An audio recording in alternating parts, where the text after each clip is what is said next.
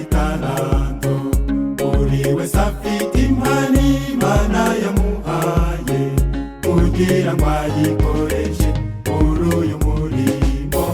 Niduhuza umutima tugahuza n'ibikorwa, Mwuka Muziranenge azadukoresha.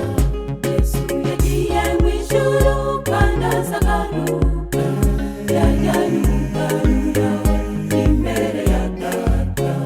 Yasize ahaye abigisha inshingano ye yo kuvuga ubutumwa mu mahanga yose. Nimutinye urugamba kuko Yesu ni umugaba, kandi iminsi yose ahorana natwe.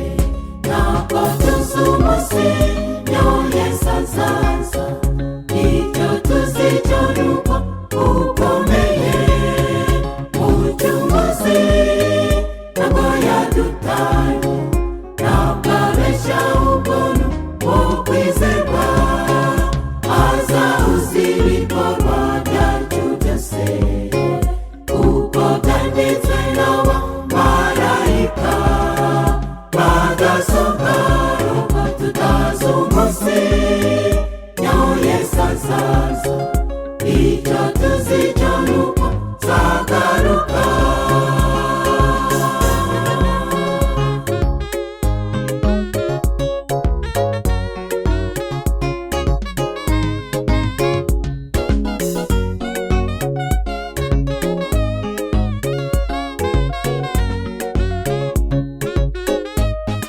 Kuvuga ko Yesu azaza ntibikigezweho, kuko ikoranabuhanga rirangaje benshi. Nukwirirwa baririmba iby'iterambere, aho kureba mu ijuru baheze i Sodomu. Iterambere nyaryo Imana yacu ikeneye, nuko twava mu byaha tugakiza abandi. Tujye wibuka ko abatubanjirije kera basoje igiti cyabo babikiwe ikamba. Uruhare rusigaye ni twebwe rureba, genzura itaranto yawe kuko bidatinze. Hagiye kumvikana ijwi ribwira abakozi, aho mwese murebe iburasirazuba. Ntabwo tuzi umunsi nyawo Yesu azaza, icyo tuzi cyo ni uko ukomeye. Umucunguzi ntabwo yadutaye, ntabwo abeshya ahubwo ni uwo kwizerwa.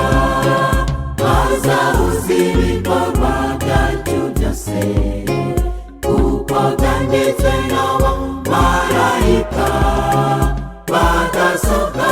Nubwo tutazi umunsi nyawo Yesu azaza, icyo tuzi cyo ni uko azagaruka.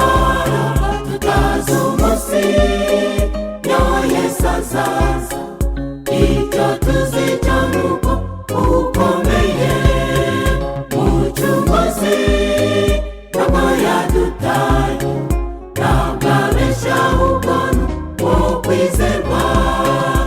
Azahuza ibikorwa byacu byose, kuko byanditswe n'abamarayika badasohoka. Nubwo tutazi umunsi nyawo Yesu azaza, icyo tuzi cyo ni uko azagaruka.